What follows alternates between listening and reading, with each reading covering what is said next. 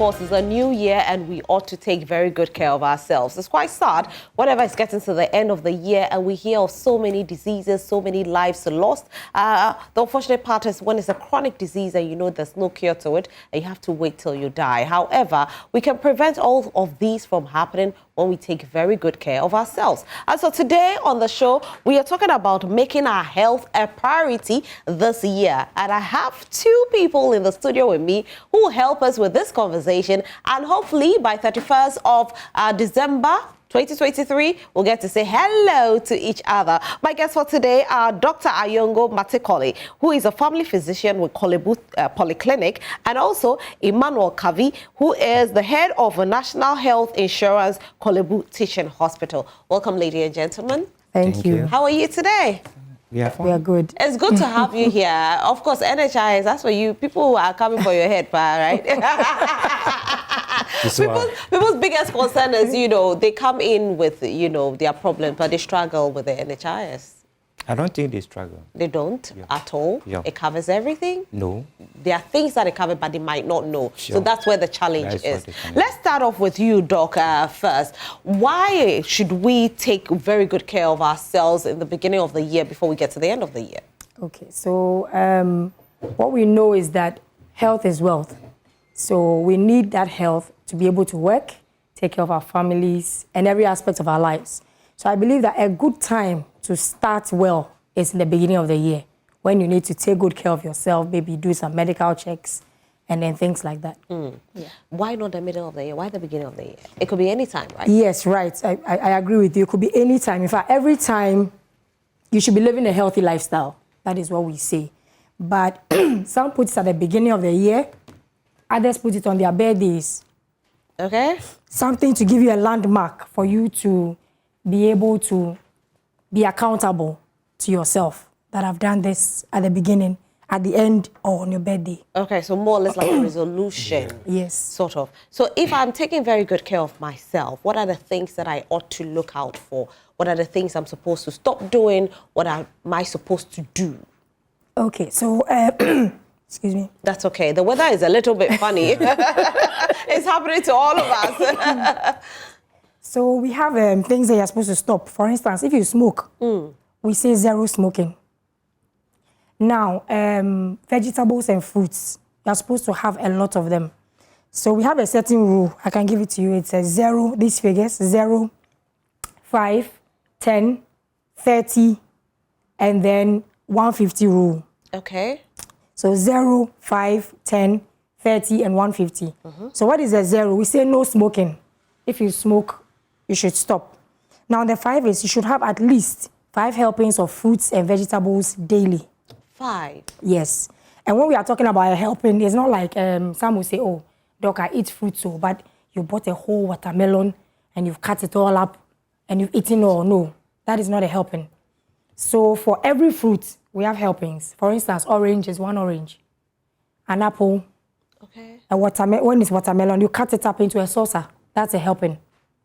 Bananas, depending on the size, if it's a foreign one, it's just 1. It's not like you bought 5 Ghana banana and you're eating fruit and you're eating all. No. So we have helpings. So you should have at least 5 helpings of these in a day. Now 10, what is a 10? At least 10 minutes of relaxation daily. Make time within the day. A time when you're not thinking about anything. Emptying your mind of everything and just relaxing. Like a power nap. Wow. You know how you do that? How come we don't do it? I don't remember the last time I did that. Yes. I emptied myself and I just sat there thinking, nothing worrying me. 10 minutes of that daily. You should have at least that. Wow. Now, the 30 is your BMI, your body mass index, should not be more than 30. That is, the body mass index is a relationship between your weight in kilograms and your height in meters squared. So when you divide your weight in kilograms over your height in meters squared, it shouldn't be more than 30. If it's more than 30, obesity goes with so many chronic diseases and cancers and other things. Now, the 150 is exercise. So at least, if you are not doing anything at all, 30 minutes, 5 days a week, you should do some moderate. So each day should exercise. Be 30 minutes, 30 right? 30 minutes. Okay. At least 5 days. So that will work out to 150 minutes of exercise a week. Okay, so at least walking for 30 minutes is enough. It's very good. Okay. Or even skipping. Skipping. It's also part of it. But skipping, you know, skipping is more vigorous. So can you lessen the number of minutes with regards to the skipping? Well, they are all, you see, the walking we are talking about is not ordinary walking. Brisk walking. It's the brisk walking where you can feel your heart beating fast. Okay. Because you need that cardio. Very, very important. Let me bring in NHIS because people feel taking good care of yourself is quite expensive, but this is where you come in to support. At what point does your support, you know, come in? So, for you to use the health insurance, you're supposed to be a member. You have to register, have your card, and your card is valid. And the NHIS has a package that is covered. So when you come, we look at what your diagnosis that you come with. If you cover by insurance, we take you through, and for the past 2 years, we are using an electronic system. Okay. So when you come, as soon as you put your membership number in there, the system automatically verify you as whether your card is valid or expired. So when you are cleared, then you move on to the doctor for your healthcare. So at this point, can you go with anything else? Let's talk about routine checks, because as is the beginning of the year, obviously, I think everybody ought to have a routine check. I'll have to ask you, Doc, before I come to you, what are the things that you ought to check out for with regards to your system? Check. Your routine system. So at a routine check, what you do is you review the person's past health. If they've had any kind of checks, then you talk about the current condition, and then you request screening tests. So what kind of tests do we expect a person to do for their routine? At least your full blood count. Check your blood level and your blood parameters. Your liver function tests. Lipid profile, cholesterol. You're looking at your cholesterol levels. And then your kidney function. In certain conditions, we may request an ECG to check your heart. Okay. Those are basically the routine checks that we do. If you're also a man, maybe above 45, 50, thereabouts, your prostate-specific antigen test, PSA, will also be done. So we'll tailor it according to your age, and then whether you are male or female. If you're also female, we'll think about when was the last time you did a pap smear for you to do that, and we'll do a breast examination, other examinations also for you. And does the NHIS cover all of these? You see, like I was saying, Korle-Bu is a referral center.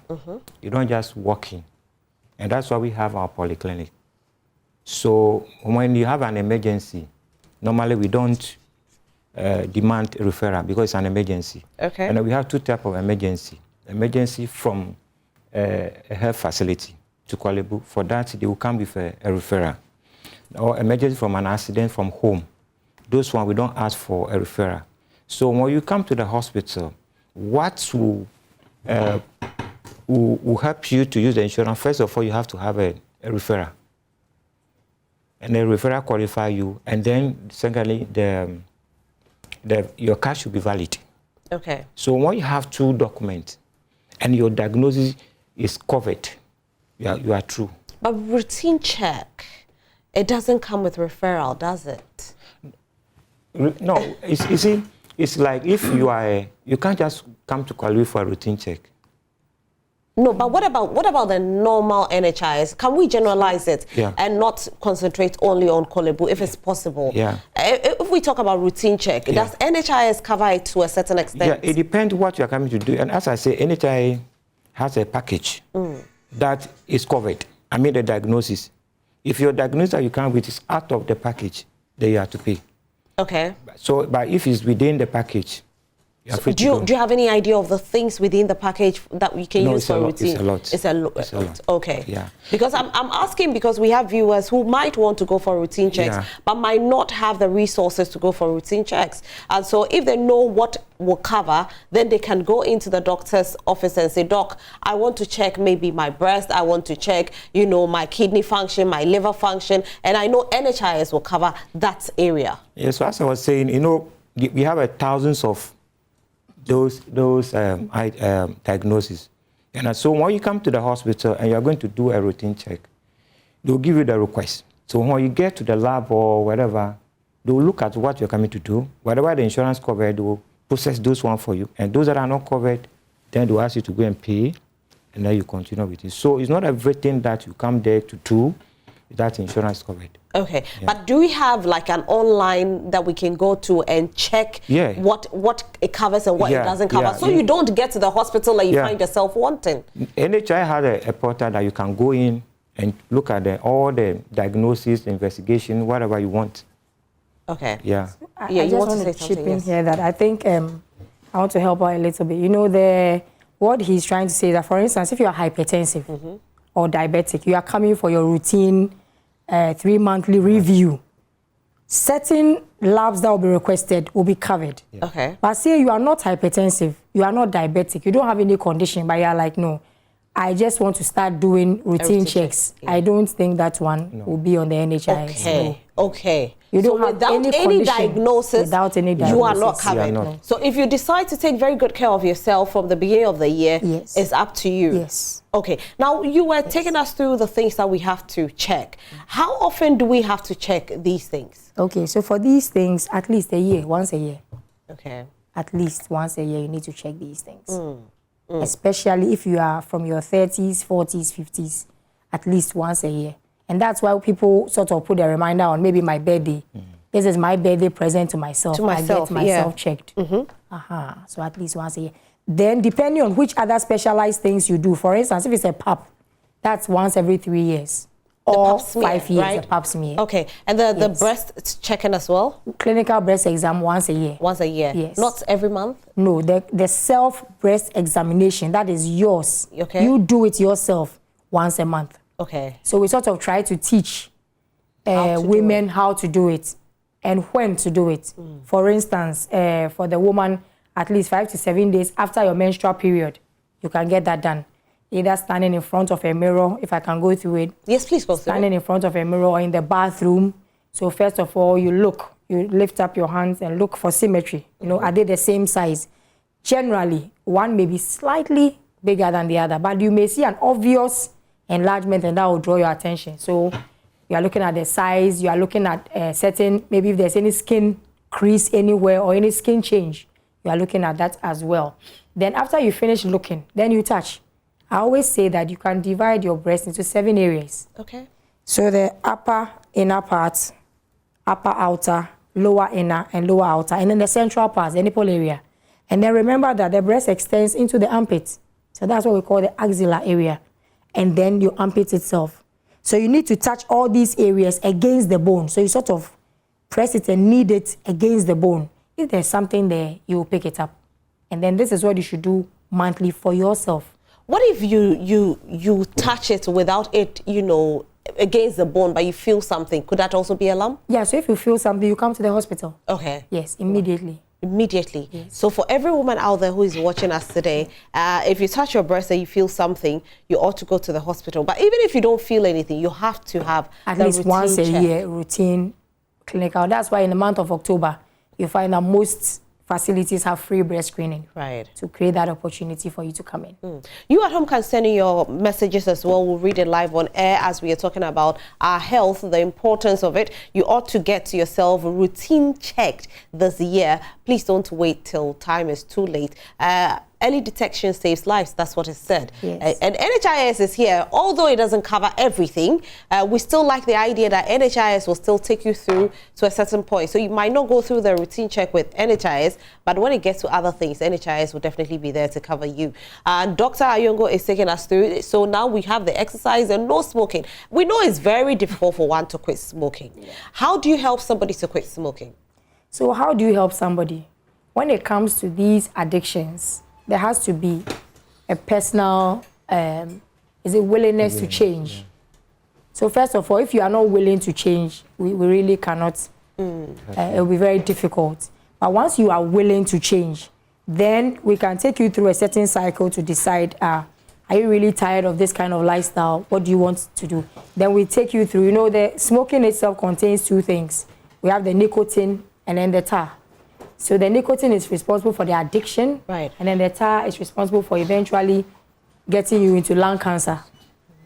So depending on which level you have reached in the addiction, we may introduce things like nicotine gums patches. Yeah, we've seen the nicotine gums on the market. Yes, Okay. those things to help you wean you off to such a time when you don't really need those ones again. So we have addiction units. There's actually one in Korle-Bu. There's an addiction unit in Korle-Bu if you come there and you are willing. Okay. Yeah. All right. But they don't admit anybody who is not willing or doesn't have any accountability, relative or partner. So even with alcohol addiction, yes, you have a facility? We have a facility. Okay. Yes, for addiction, any kind of addiction. Maybe marijuana, alcohol, coke, anything. You just there, must be willing you must be willing to drop it. And you must come with an accountability person who will be watching over you. Okay. Because you can easily relapse. So that is why they have that. How long can you now say that you are completely off? With these kind of addictions, it's very difficult to actually say that because anytime you can go back. You can go back. Wow. Because you've been, yes. So they keep on engaging them. You need to engage in a setting, change your whole kind of lifestyle, even sometimes your friends. Because those friends that you were doing that kind of thing with, you may have to do away with them and you may have to continue. Because the moment you go back to them, obviously you will go back. Exactly. So you need to cut off your friends and everything. Exactly. Now let's talk about general insurance. Yeah, aside the NHIS, I know there are other insurance that one can also, go on to. So we don't depend too much on NHIS. What are some of the insurance packages out there? So, now cost of healthcare is very expensive. So what is happening is that many of the private insurance company are moving into have an accreditation for NHI. Right. Because it's difficult for patients to go to a facility for healthcare. So what is happening now, we have the national health insurance. That's for the nation. And then we have the private health insurance. That's individual company. So what happened is that those ones, they either register as a family or as an institution. For example, your institution here can go to either any of them. They register you so that you'll be paying premium. And so when you come to the hospital, we will take care of you. Okay. For the private one, they don't have their limit. It's not much like an NHI. Yeah. And so that one is more expanded. More expanded. And okay. what happens is sometimes when they come, well, even if it's not covered, they will authorize that they will pay. So they will bring us an authorization letter. So we will file it and give it to the department, and they continue. When the patient is discharged, we let them know. We give them the bill, then they bring the check, and they'll give it to the department. Can you be on the national health insurance and the private insurance as well? You have to. The door is open. So when you come to the hospital, which one that you want to use, it's your right. Okay. Yeah, nobody can stop you. Yeah. So what is happening is that, you see, it's not about you register for the insurance. Millions of people register for insurance, but their card are not active. And that's why when they come to the hospital, they say, I can't use the insurance. They come, your insurance is expired. We have thousands of them when they come, my card is expired. And then at that moment, they don't have even money to renew. And now the insurance is not about you going to the office and go and renew. It's on your phone. You understand me? So most of the challenge is that people are not prepared. When you ask them, so I've not been sick, so why should I? Yeah, so they don't see the need. You understand me? So I think we need a lot of education on it. Yeah. But if you have both the private insurance and the NHIS, can you use both at the same time? No. You can't? You can't. How? It becomes like a I remember some time ago, I think I met somebody who was on 2 insurance, and the person was able to use because the other was not extending to a certain extent, so he used the other to subsidize. So let me explain to you. You see, when you are using the health insurance and you are also using the private health insurance covers the whole bill. Okay. Right? Whatever that you are going to do for the patient, it covers the whole bill. It's all inclusive. You understand me? So when you use the national health insurance, at the same time using the private health insurance, you are submitting 2 bills. Okay. All right. Already have national health insurance. It doesn't have a limit? National health insurance. You see, the bill is like it's a fees. For example, when you are going to do a hernia operation, it's a fees tariff. Okay. Whether you've done a lab test, whatever that you do, is part of the bill. So even if it's 10,000, you cover the whole bill? No. You mean when the bill is yes, 10,000? Yes, I just want you to break it down. When we come to cash aspects, you understand me? The bill can be 20,000, but NHI is called 1,500. That's it. So that's why I ask. Then can you use your private insurance to come and pay the other? Yeah, that is the remaining. That's probably possible. 8,500. So let's assume that your bill is 15,000. NHI covered 2,000. Yes. So the company can come and then pay the 13,000 yes. out of the list. Okay, so that's what I wanted to know. Yeah. So for those out there who have the NHIS, they should know that it still has a limit. It has a limit. So if you go for the private, then you can use both. In times of payment. Yeah. Okay, that's good enough because we need to clear it. Yeah. Now, Doc, check the main body parts to be tested. Looking on the screen, we see thyroid, which we hardly talk about in Ghana. Yes. I don't know why we hardly talk about it, but why should we check our thyroid? I think the reason maybe we don't talk about it is because if there's a problem with it, you will show signs and symptoms. For instance, if your thyroid function is deranged in the terms of the fact that it's hyper, you will show symptoms. You will come to the hospital. You will say you are having your heart beating fast. You are being anxious. You are sweating a lot. Your palms are sweating. You find you are eating a lot. Then we'll check and then we'll find that this is the problem. Others, if it's low, they may come in and say, I feel very dull these days. I just can't pick up myself. I can't do any. And then we'll get it. So probably that is why it is not one of our routine checks here in Ghana. Maybe because if there's a problem with it, it will show overt most of the time. And then sometimes it may not even show these signs, but you will see an obvious neck swelling.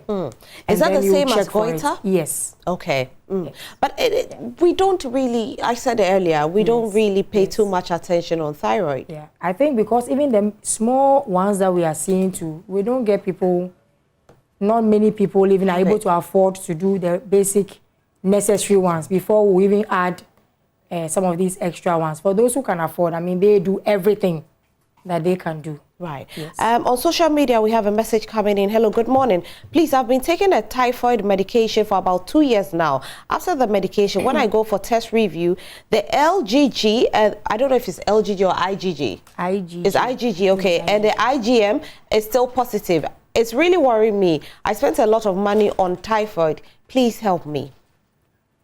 You see, with typhoid, there's a very big issue there. You know, there are some people who are like carriers. They can have it. And then for most of us, if we are tested, it will be available. It will be there in the system. But what we are talking about is it causing disease to you? Are you having symptoms? If you are not having symptoms, there's no need to take medication.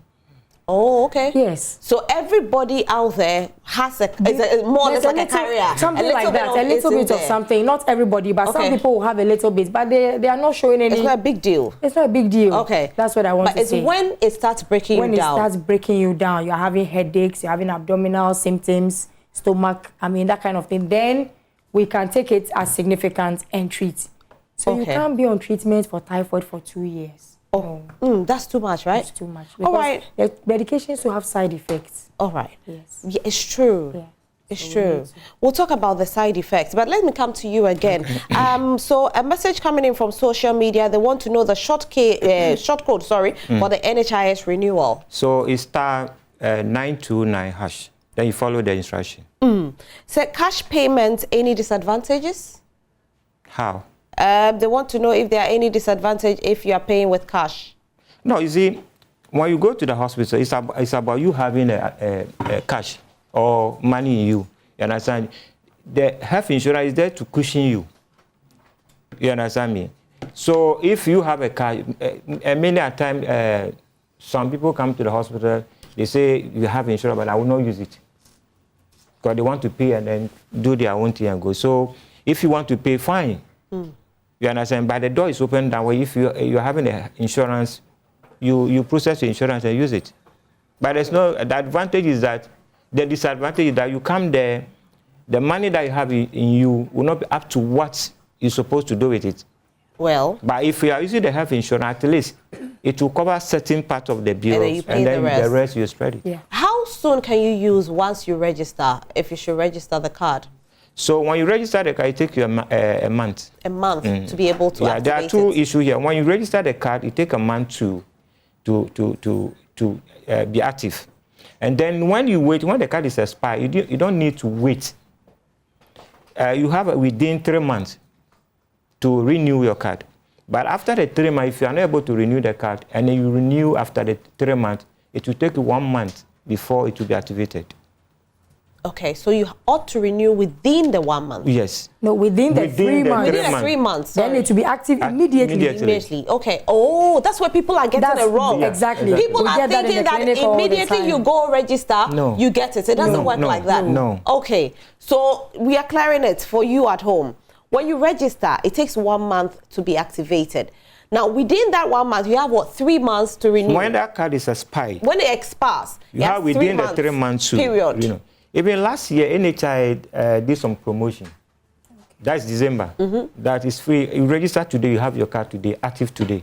Okay. But many people didn't take advantage of that. So you are back to the same thing again. Yeah. So we are back to registering, and 1 month before you activate. When it expires, you have 3 months, you know, I don't know if I should call it probation or relaxation a time, where you can renew instantly, you can get it. Or if you wait and the 3 months is over, then you have to wait another 1 month when you renew. Back to social media. Let me add something. Please so we in the hospital, we don't advise you to wait for your card to expire. Okay. If you have some few months to, just you renew. have money in your wallet, you just renew. How much does it cost to renew? It's 30, I think it's 29 or 30. That's 29 cities. And it depends. If you have a Senate, it's 7 cities. If you are contributing Senate, it's 7 cities. And your Senate is active, it's 7 cities. Okay. And those above 70, it's also 7 cities. Okay. What about if you are registering, first time registration?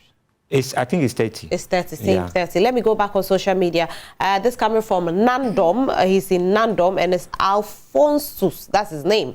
Good morning, great panel. A wonderful and educative show here. My concern is, on most times, we always went to do these checkups in the government hospital, but some health workers always seem to pay less or no attention to you because you just want to do a checkup. They always seem to be concentrated on those that are sick, which I doubt though. Which place will be comfortable and welcoming for me to do my checkup? Private facilities or where? That depends. This is another concern. It's true. Right. Because I remember when my daughter was young and went to the hospital, and I'll never forget, you know how children are. She's so sick, but she's jumping around. And I had waited for close to 2 hours. So I called the nurse and I said, why? She said, oh, but your daughter is okay. She's jumping around. And I'd waited for close to 2 hours. So this is true. Okay, so let me just say that, I mean, where I work currently, we have tried to rectify that. How have we done that? We have an emergency team. So there's a team that is handling emergencies at the facility. Now there are those in the consulting rooms. So anyone in the consulting rooms can take the medical routine screening. The problem with the routine screening is that when they come and they are in the queue, they think that, I mean, because it's just a routine screen, I just want to do a hit and run. No. So if once you come and you are in the queue, maybe you are the 5th in the queue, you have to follow that queue. Okay. It's a first come, first serve basis. So we follow the queue, and then that is when they feel like, hey, like we think that it's something that I'm in a hurry, or maybe I have something to go and do. No, if you're in a hurry, you may have to push it to another day. But once you are in the queue, when it gets to your turn, you see that we'll take our time to take you through all the things, and it takes time. When we finish with them, they are always very grateful after we've done that. Okay. So Akosombo, we are in Akosombo now. Good morning, Joy Pride. Please ask the resource person by estimation how much it will cost to have a test done for all the main body parts, as the lungs, kidney, liver, heart, and the intestines. It's from Raymond.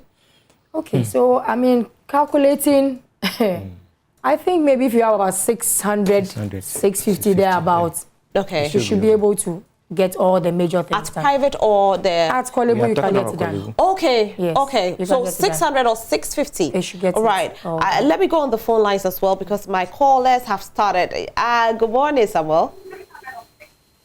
Yeah, good morning. How are you today? I'm fine. Great. Talk to us. Please, you know, this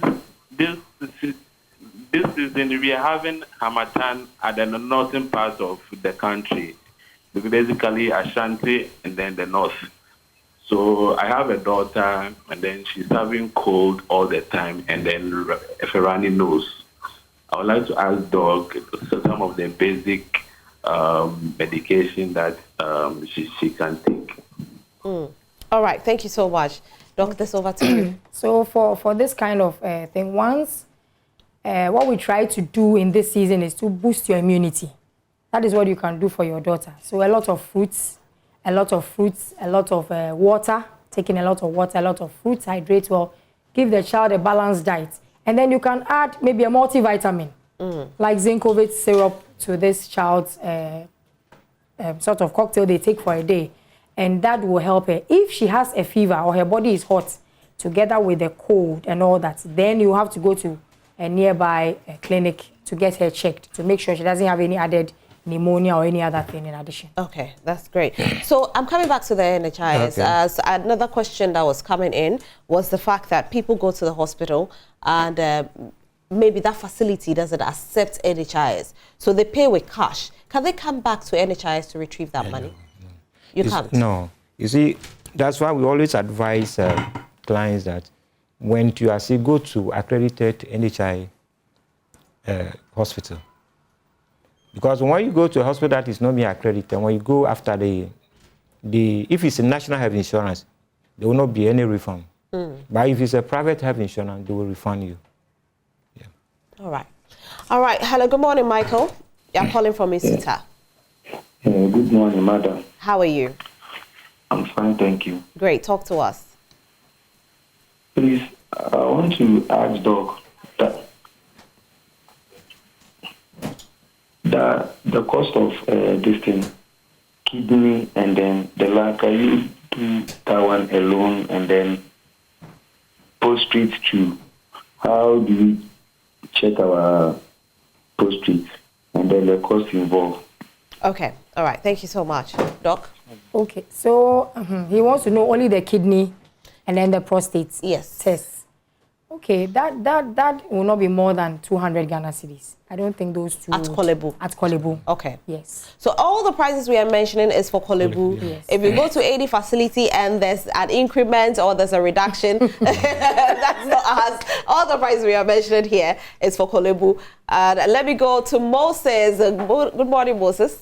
Good morning, madam. You're calling from Koforidua. How are you today? Yes, please, we are fine. I heard the doctor saying something concerning the health insurance. I mean the private health insurance. And I want to know the cost involved and then the location. Okay. I think that with that, he can't speak to it, but what we can say is that there are so many facilities out there that are into the private health insurance. I think if you should Google, you get a lot of them, and then you can ask them for their resource persons or their marketing persons are there who will serve you and they'll help you with which one you should select. Okay? I want to say something. Yes, please. So it depends on the institution that you register with. I mean the private health insurance. So you ask them, they will tell you which hospital, when you are not well, you have to go to. So it's a matter of you asking the HR person at that facility, and they will be able to tell you where you should go. Right. Okay. Are we okay? Hello? Okay, so I have some messages coming in. I want to read it quickly. Good morning, Joy Prime. I'm Gustav. Please, my NHIS card is missing. Sorry. I want to know how I can get a new one. So if you have the membership number, you just walk to any of the NHI district offices and they'll be able to give you a new card. Because if you go there with your name, we have if my name is Emmanuel Kavi. If you go to NHI, when you put Emmanuel Kavi there, you see a lot of Emmanuel Kavi. Unless you go there and you identify with your official. Okay. So you can go to any of the nearby district office and then they'll be able to, when you give the name, they will ask of your date of birth. It's very important, and they'll be able to give you a new card. Okay. All right, let me go on the phone again. Good morning, Bernice. How are you? Hello. Hello? Hello, Bernice. The network is a little bit dicey. Can you hear me? Okay, so I'll try and come back to you. I have some messages online as well. Good morning. Please, my question is, how can someone with acute hepatitis B be cured? Dog had to breathe in. You know, with acute hepatitis B, you are thinking of someone who has maybe some kind of symptoms, maybe jaundice, all those things may be part of it. Now, usually we will treat the initial acute phase, and then we will need to find out the load of the hepatitis B within what we call the viral load within the person, whether it has affected the liver, the extent to which it has affected, all that picture, depending on what we get, will refer you to a gastroenterologist. Now, the gastroenterologist will then look at all your parameters together with cash and all that to see if this is something that we should treat.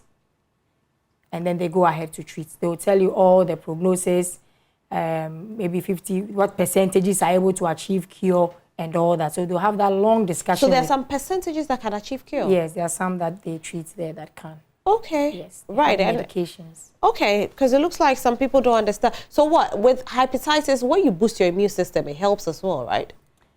Well, not necessarily the immune system. What we say is that if you know you have it, you need to take good care of yourself. For instance, healthy living. You don't take over-the-counter drugs, alcohol intake. You need to cut down on that. And then anytime there's anything wrong with you, you quickly get to the hospital. And herbal medications too. No herbal medications. Herbal preparations. You need to be careful about that as well. Right. So those things will help you. But as to whether bringing cure, no.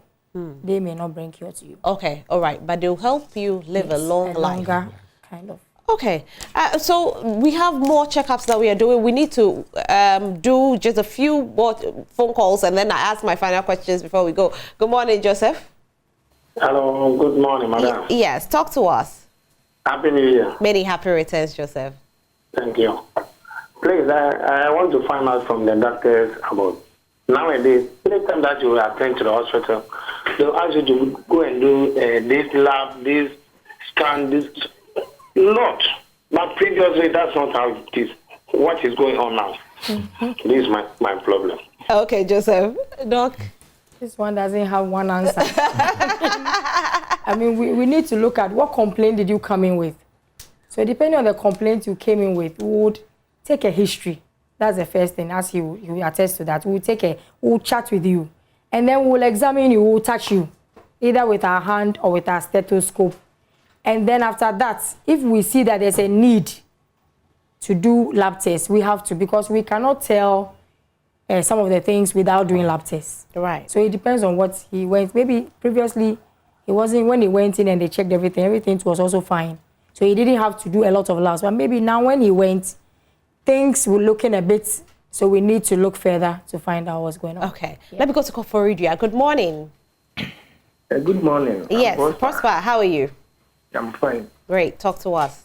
Okay, so I want to ask the NHIS man, for our place, even if you are suffering from malaria and then go to hospital, they will still give you a bill, not less than 50 cedis. So I want to know if the NHIS is not, is not taking care of even malaria. Okay. So we are talking about Korle-Bu because we work with Korle-Bu. So when you come to Korle-Bu for your malaria treatment, that's polyclinic. You'll be taken care of when you have the insurance. Okay, so the insurance, does it mean that the insurance is dependent on the hospital you go to and what it covers there? No, we cannot speak for other hospitals. No, what I'm saying is that, you know, he's saying malaria. Yeah. Are you saying that could cover at Korle-Bu, but that same insurance cannot cover at a different hospital? No, the reason why when you have a malaria, you have to go to a polyclinic is that's the primary. We can't treat malaria at tertiary level. Yes, but then will the NHIS cover at every hospital with regards to malaria? That's supposed to be when there is being accredited NHI hospital. Okay. Yeah. So you can insist. Can the person insist? Yeah, you have to. You have to insist. Yeah. Is there a short, like a number I can call just in case the nurses and doctors are proving difficult? NHI has a number, so you should go to NHI website and get a number. Okay. And then call them just in case they are proving difficult. Hello, good morning. Mustafa, talk to me. Hello? Yes, talk to me, Mustafa. How are you? Good morning. I'm fine, thank you, please. Great. Talk to us. Hello? Talk to us, Mustafa. We can hear you. Yeah, this is Mustafa Abubakar. Okay. I want to ask the NHIS man, Mr. Kavi, 2 questions. One, I want to know whether the private insurance are on the system. That's one. 2, whether they are on the system, because when the people with the private insurance, when they come, they find it difficult. They access the facility simple, but after that, they still owe in the system. So they have to be chasing people here and there. And why is it not in the system? So they can also access it as the normal NHIS do. That's 1. 2, how many days does it take for someone with someone that comes to the facility as an emergency without a referral? How many days does it come that he can show his or her the insurance later? Because people come with, as an emergency, they enter without the NHIS. Then later they come with it. So how many days? Please, thank you. Thank you so much, Mustafa. Mustafa, good morning. Set medical. Good morning, Mr. Kavi. Yeah. So you are talking about whether the private health insurance are in the limb system. Yes, they are. The problem here is that when the patient gets to the OPD, this patient has to go through a gatekeeper system. It means that he has to be registered. And then when you register, the insurance partner that you have will be selected. So if the records person is not able to select that insurance partner, the insurance will not be showing in the system. It will be showing cash and carry. You understand me? So we all need to encourage, because this insurance thing is not by Mr. Kavi alone. It's a teamwork. So I think I will come to you wherever you are having a problem with those issues. But the insurance partner is supposed to be selected from the OPD level.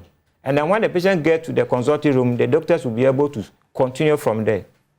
Coming back to the second question. Second question. You know, Mustafa, Korle-Bu emergency, we don't ask patients immediately when they come to the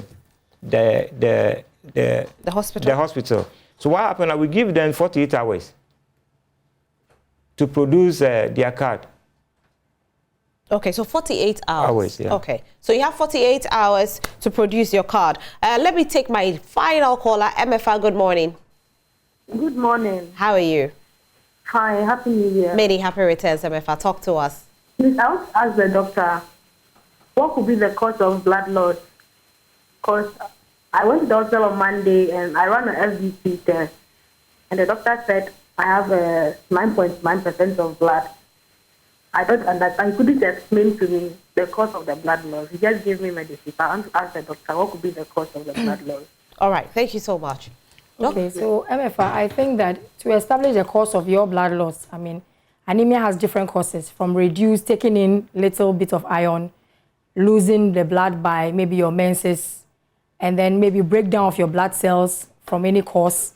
All those causes are there. So I think the important thing is for you to go in, get a good history, talking to you, asking you questions like what I'm talking about. Are your menses heavy? How are you eating a lot of iron-containing foods? What are those issues? And then we can see, are you sickle cell?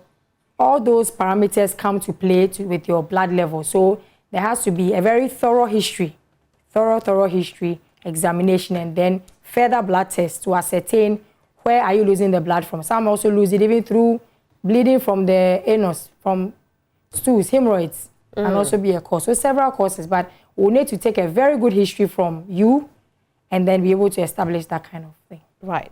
I have a lot of messages coming in. I'll quickly read just a few and then we can go. Good morning. Please, I want to ask if a person with hepatitis C can be cured. It's from Michelle in Volta. Hepatitis C. Okay, so it's just like the hepatitis B. They check the load, and then depending on the load, they have criteria. And then they treat, and then... So the person with hepatitis B is asking what food should be eaten and what should not be eaten. Okay, so like we mentioned that avoid herbal, alcohol, over-the-counter painkillers, and alcohol. Those are the things we would advise them to. Good morning. In fact, my sugar level is a bit higher. I discovered a year ago when I went for family planning. Since then, I've had drastic weight loss. Please, what might be the cause? Your sugar may be getting out of control, because one of the signs of poorly controlled diabetes is when you are actually losing weight. And then it means that, are you on medication? That's the first thing I would want to know. Have you been thoroughly investigated for it?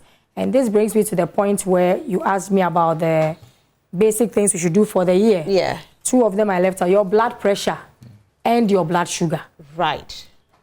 That should be like basic, even before you go into all the other monthly. It should be, yeah, that should. Some of us, the kind of job that we do. Too much stress. Too much stress. So your blood pressure and your blood sugar, very important to be checked. With the blood pressure and sugar, you can even do it at the pharmacy, right? Yes, in any nearby pharmacy. Yes. Any nearby pharmacy. They are doing All right, so I have calls coming in. I can't read answer calls here. The last message I'll read so that we end. Good morning. Please, is there a way that the NHIS can alert people on phone when it's about 2 weeks for their cards to expire? Because some people always are busy and they forget until they fall sick. So we, as an institution, we cannot say anything about, because we have an NHI authority. So I think I will carry the information to them. Okay. Yeah. Okay.